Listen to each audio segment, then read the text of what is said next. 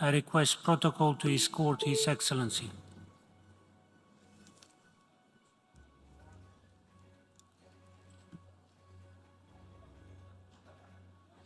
On behalf of the General Assembly, I have the honor to welcome His Excellency Rashad Mohammed Al-Alimi, President of the Presidential Leadership Council of the Republic of Yemen, and to invite him to address the Assembly. Bismillah ar-Rahman ar-Rahim. In the name of God, the most merciful, Your Majesties, Your Highnesses, Excellencies, President of the General Assembly, Secretary General, Sir, distinguished delegates, ladies and gentlemen, may the peace of God be upon you all.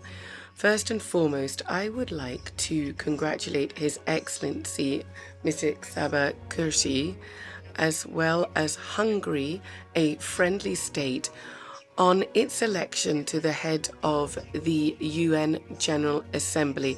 I'd like to wish him every success in the work of this session. This session is on transformative solutions to interlocking challenges. I'd also like to congratulate his predecessor, Mr. Abdullah Shahid from the Maldives, for his real efforts to the principles and goals of the organization. I'd also like to welcome the role played by His Excellency, the Secretary General, Antonio Guterres, who strengthened the presence of the United Nations on the international stage. I would like to thank all UN staff, as well as agencies and envoys and emissaries, for all their efforts to alleviate the suffering of the Yemeni people. We'd also like to thank them for their good offices and for their efforts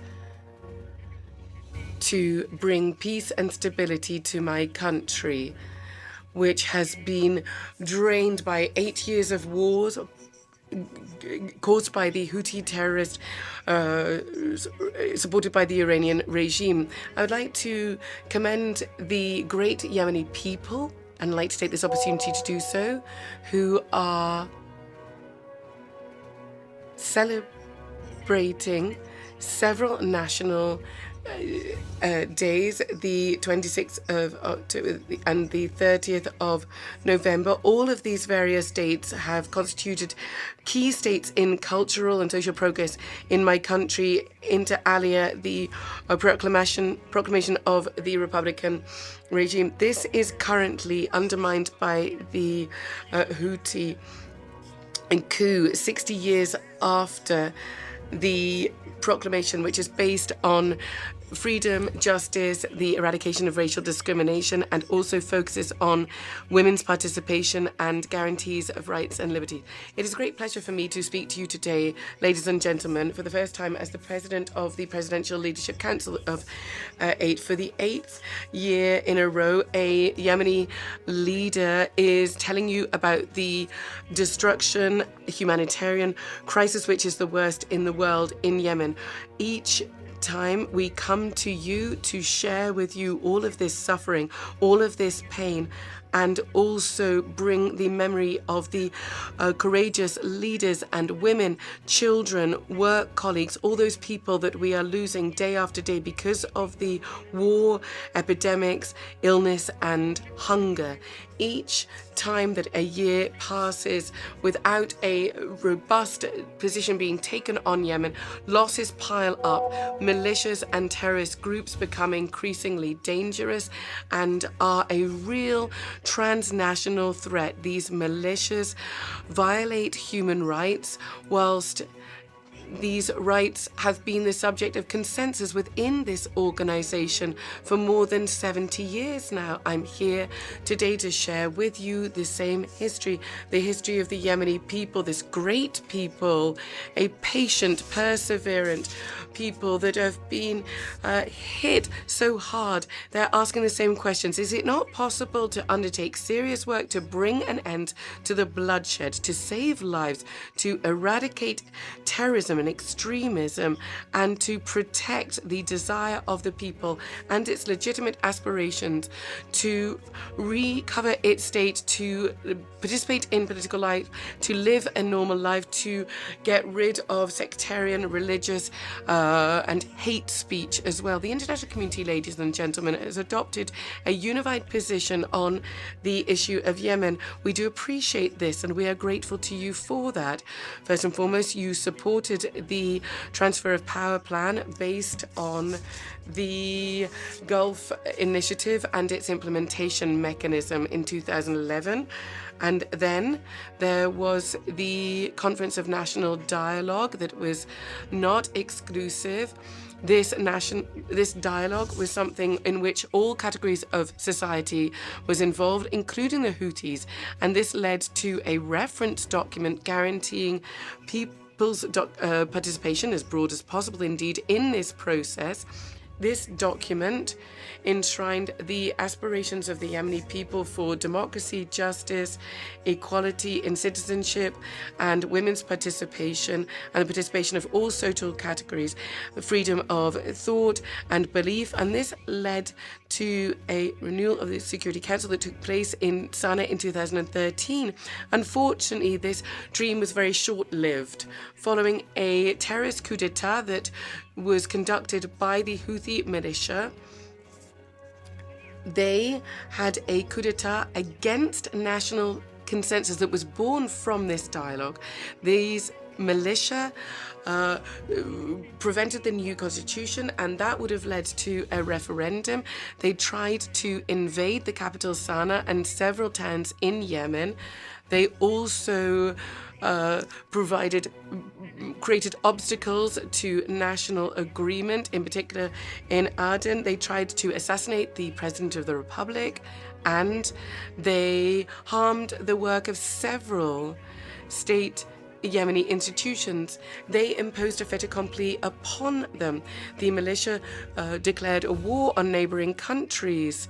This is how this destructive war started. This is the real threat to stability in our region, a threat to international navigation routes, to energy supply. All of this led to hundreds of thousands of lives lost, to people being injured, to a situation where 20 million people are currently suffering from famine. There are hundreds of thousands of refugees who've had to seek refuge in neighboring countries.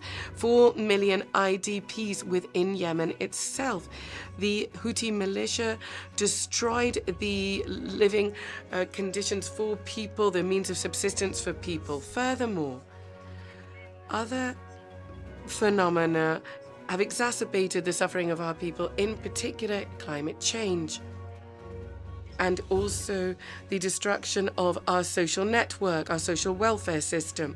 Ladies and gentlemen, since the 7th of April, a new era has started in Yemen based on partnership and national consensus through the establishment of the Presidential Leadership Council. This strives to make progress according to the terms of the transition period adopted by our people and approved by the regional and international community. This is why we are making progress, and we're doing this through an alliance conducted by the Kingdom of Saudi Arabia and the United Arab Emirates, and also the different regional and international partners, to set up reform programs, they're urgently needed, that breathe new life into our institutions and ensure that services be provided at a large scale, whilst trying to curb the plummet in the exchange rate of our national currency. We're also trying to tackle inflation and the international food crisis. We've prioritized rebuilding our security and military institutions and to rebuild the judicial power that stopped functioning for about 2 years. Ladies and gentlemen, we are working within the terms of reference of the Gulf initiative and its implementation mechanism, as well as decisions, in particular 2216 of the Security Council, that resolution which calls for lasting peace and enables the state to recover its authority throughout the entire territory through our constitution and our republican system. Here, we would like to reaffirm our full respect for international humanitarian law, international human law and human rights, international human rights law rather, and the various different instruments and treaties adopted and ratified by the Republic of Yemen. We would like to work hand in hand with the United Nations and the international community to ensure that peace, security, stability and prosperity and freedom for all our peoples and all peoples of the world return. Our Presidential Council acts today in line with the UN Charter and its aims and principles, as well as in cooperation with UN agencies and the UN's political missions to guarantee inter alia political, economic and social rights of women and to bring an end to child exploitation. Children are often indoctrinated as part of hostile activities. Ladies and gentlemen, since the start of the Yemeni crisis, we have experienced great pain. We have sought to combat the Houthi militia. We've always maintained the same goal, and that is of peace. The Houthis did not respect their commitments, in particular their commitments made in 2014 in Sana'a. There were Geneva meetings, the first and second Geneva meetings. There were the Kuwait consultations, those in Stockholm. Then there was the truce, during which we nonetheless lost 300 martyrs, and there were violations by the militia that caused at least for some week now the humanitarian truce has stopped. We would like the international community to take into consideration that the Yemeni government did respect the truce throughout its existence. Today, we have sought to avoid any excuse. There's no excuse to violate this truce. We want a lasting peace. This truce showed that indeed we do lack a serious partner within Yemen. We lack serious partners who want peace. The Yemenis know today that they absolutely need to combat sectarian armed groups. Today we insist on the strong position of the Yemeni Presidential Council. We are calling for a renewal of the truce. This must not take place if it is not in the interests of the Yemeni people. The terrorist militia must not gain power because they threaten not only Yemen but the whole region and indeed the entire world. For us, ladies and gentlemen, peace is a strategic choice. There's no doubt about this. We are perfectly aware of the difficulty of heading up our country without the participation of all components of Yemeni society. However, we cannot accept an armed militia having the monopoly of power. These are the very basis of the aspirations of the Yemeni people. They have a right to peace and stability, just like all peoples do throughout the world. Today, the militia want to place themselves above the state, above the Yemeni people. Indeed, they believe that they have been elected by God. They export violence across the borders. They export hate speech and hostility against others, everybody who is different to them. Your countries, perhaps for some time now, have been living in peace and prosperity. That's perhaps why it's difficult for you to understand the situation in Yemen, where a militia is proclaiming itself as being chosen, elected by God. This war against us This is precisely what the Houthis, Daesh, Al-Qaeda, Boko Haram, and many other terrorist groups throughout the world are calling for. Mr. President, ladies and gentlemen, transformative solutions, which are the theme of this General Assembly session, first and foremost require the principles of peace to be upheld with the existence of a stable government, one that can protect the political process. Nonetheless, if we continue to fear the use of force against terrorism, well, that will lead to a humanitarian disaster. In truth, we need to find alternative solutions. Deterrence, indeed. The international community needs to support the legitimate government in order to ensure that the values of peace and peaceful coexistence prevail. Diplomacy is based on an exchange of points of view. We cannot implement diplomacy. We can only do this in the context of a legitimate regime.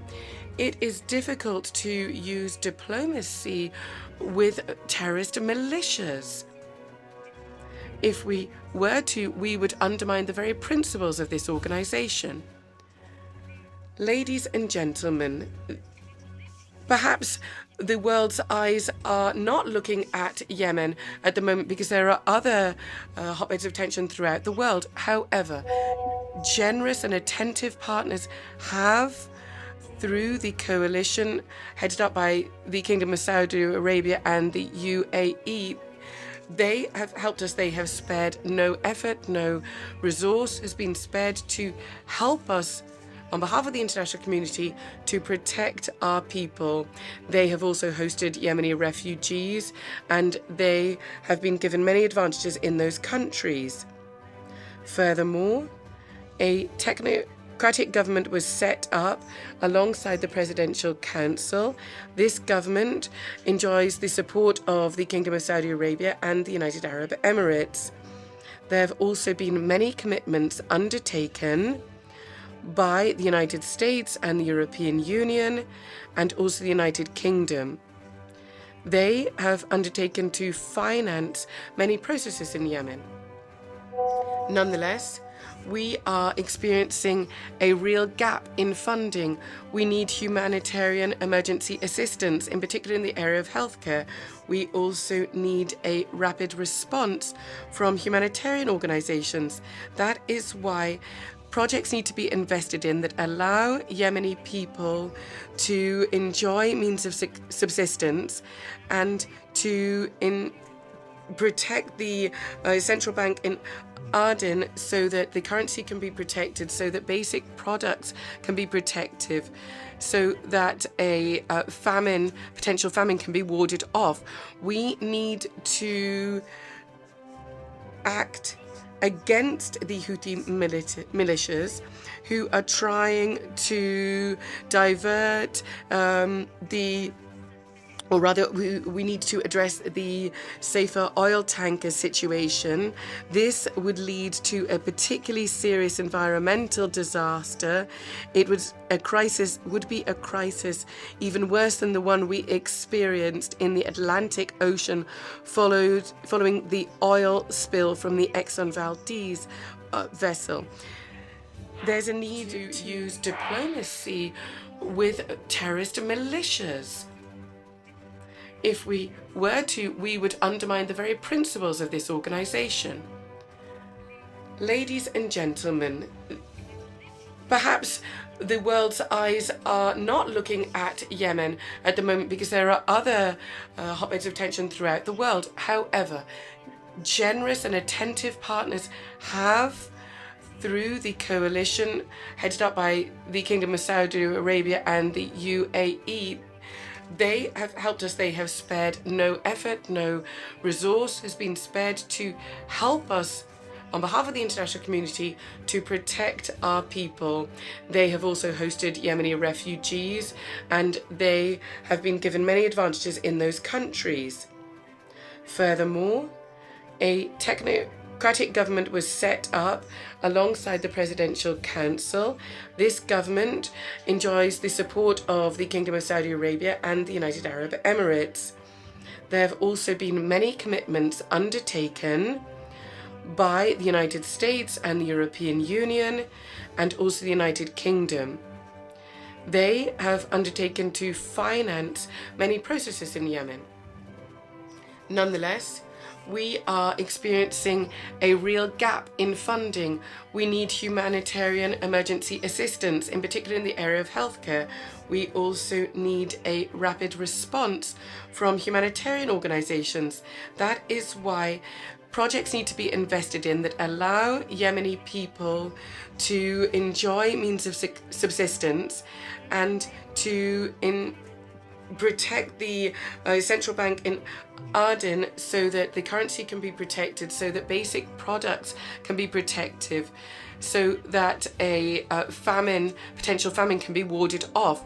We need to act against the Houthi militias who are trying to divert we need to address the safer oil tanker situation. This would lead to a particularly serious environmental disaster. Would be a crisis even worse than the one we experienced in the Atlantic Ocean following the oil spill from the Exxon Valdez vessel. There's a need to make more efforts to bring an end to this situation that is being used by the Houthis as a tool to exert pressure. We are calling upon all countries of the world to ensure free navigation in international waters. We're also calling for a combat to be conducted against the proliferation of weapons of mass destruction, in particular by the Islamic Republic of Iran. Today, Iran is interfering in our domestic affairs in an absolutely unacceptable way. That is why sanctions against that country need to be respected in line with the law and international commitments. We would call upon the states of the international community to reach agreement on nuclear non-proliferation and to ensure that no military aid be given to Iran, in particular through the provision of drones that are currently being used in terrorist acts against the citizens of my country and of countries in the region. By the same token, the Houthi militia are planting anti-personnel mines in the sea and on land. That is why the Republic of Yemen would like to urge the states of the international community to respect disarmament. Thus, we would like to talk about the need to find a solution on the Palestinian question so that the rights of the Palestinian people can be guaranteed. Ladies and gentlemen, the Universal Declaration of Human Rights enshrines the respect for the dignity of each human being in it. This is the very basis of freedom, justice, and peace throughout the world. This is why there is a need to prioritize these rights in all action of the General Assembly. The aim here is to guarantee the dignity of thousands or hundreds of thousands of our citizens throughout the world who are displaced, who are refugees, who are the subject of numerous forms of violence. Do we need to show even more evidence to show that violence is carried out by the Houthis? There is abuse carried out by these militia. In conclusion, I would like to tell you a story. Quite recently, a young Yemeni man was in Cairo in Egypt, and he was asked his date of birth by doctors. He said that he was born just 2 weeks ago, and this is the date when he left Sana'a.